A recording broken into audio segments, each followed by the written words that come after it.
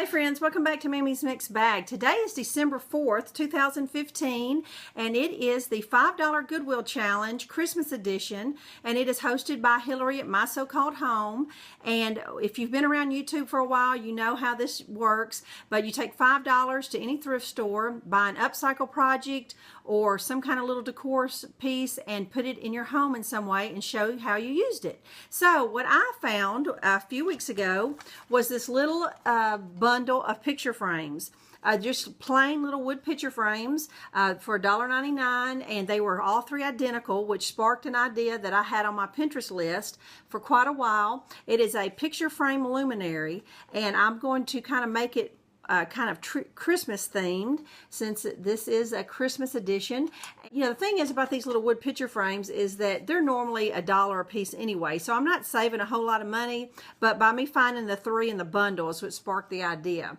And you can make these anything you want, of course. You know, if you could paint them pastel and make it Easter or however you want it, you can make these picture frames as elaborate as you want to. So what I need to do now is I'm going to turn around here on the kitchen counter and show you the supplies that I've laid out to create this picture frame luminary. Okay, these are the supplies you'll need. Like I said before, your picture frame can be as elaborate as you want it to be. You may find that you want to decoupage your picture frame with scrapbook paper and Mod Podge, but I decided I'm going to make it easier on myself and just paint my frames plain red or green and maybe embellish it with some ribbon or something like that. Or if I find some bells or some little something to add to it.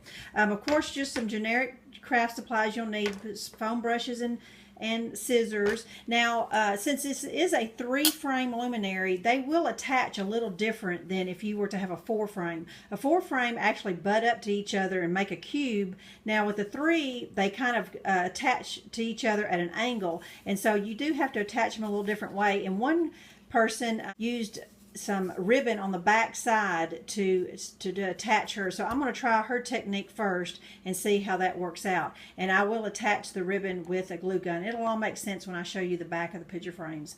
Now you'll also need some vellum. If you go to any scrapbook store or craft store, they usually will sell it individual sheets, 12 by 12. It is called vellum, and it was 59 cents each. So between the price of the frames, $2, and a sheet of vellum, it's definitely a less than a $3 project for me.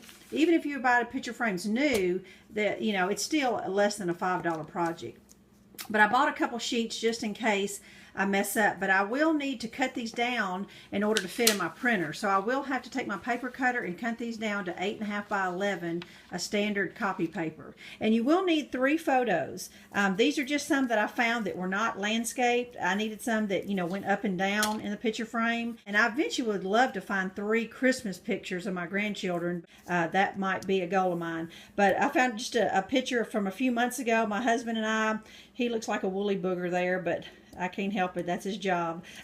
And this is an older picture of my grandchildren that live in Kentucky, and this is my little grandson in Knoxville. I love these pictures, and so these are the ones that I am going to put on my copy printer and print them out on this vellum right here. And so it'll make sense once I show you in a few minutes. So what I need to do now is go ahead and cut my paper down, print my pictures on there, and I need to paint my picture frames my desired color. So I'll get back with you in a few minutes. Okay, I have my picture frames painted. I went ahead and painted the back side as well, because you will be able to look down in there and see the back of your picture frame. I'm going to let those dry for a little bit, and then I went and printed out my pictures. They turned out beautifully. I just cut down my paper, stuck my photos on my printer, and they just copied perfectly.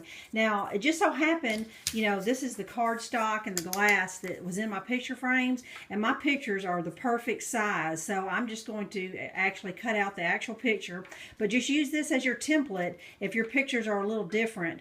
You know, that way you know that it will fit perfectly in your picture frame, but I don't have to do that. But I won't be using this, most picture frames come with a little piece of cardstock. So what I'm actually just using is just my glass part, and since these come from Goodwill, they're a little grungy, so I'm going to Windex these real good and let them dry.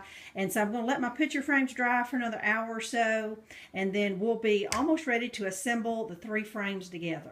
Okay, well, I'm going to catch you up where I'm at so far. All right, after my frames dried, I went ahead and stuck the glass, and I cut my pictures to fit in there and just clipped them down like you normally would a picture. And so that's simple enough. And so now basically all we have to do is connect the 3 picture frames together.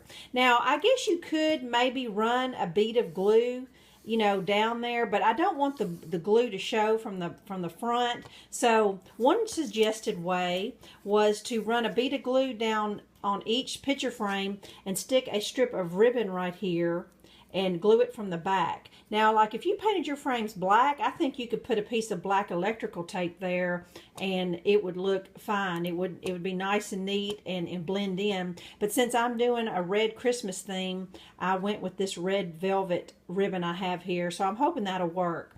So what I need to do is the first 2 joints I can put together laying flat, but the third one, as I stand up the frames to make the triangle, I'll have to do the 3rd joint with it standing up.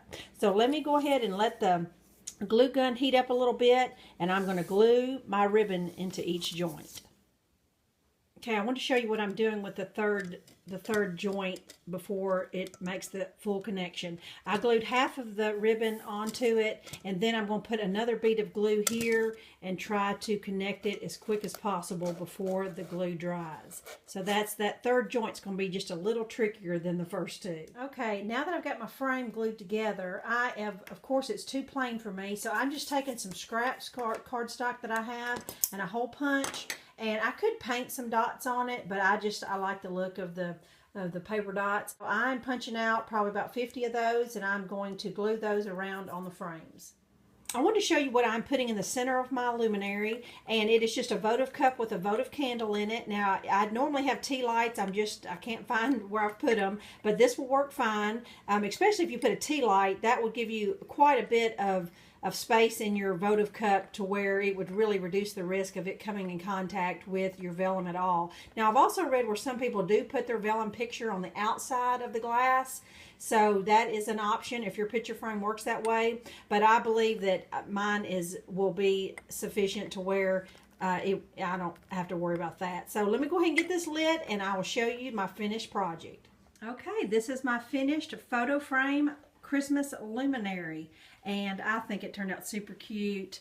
This is one side of it. It's getting kind of dark here in the front living room, so you really can't see it perfect, but I just want to show you that I have an extensive craft stash, so I did have some little bell stickers, and this is just some little tulle that I just gathered up into a knot and hot glued it to the top of it. Like I said, I could have painted these dots, but those are just paper punch dots. And what I did is I actually set my luminary on my votive cup on the mantle and just set this over it like that. It just set just like that. But let me go ahead and twist this around so you can see. This is the picture of Brian and I on that side. And the way the light flickers, I think it turned out so cute. Now this, and the joints where that ribbon, I think that is working just fine. But I think it is adorable. I would love to make another one that's just black where I could use it year round. And so this definitely cost me about $3, but it would cost you even just a little bit more if you were just to go buy some simple little picture frames and do it yourself. So I hope you enjoyed this challenge. Go check out the other girls. Thanks for watching. Bye-bye.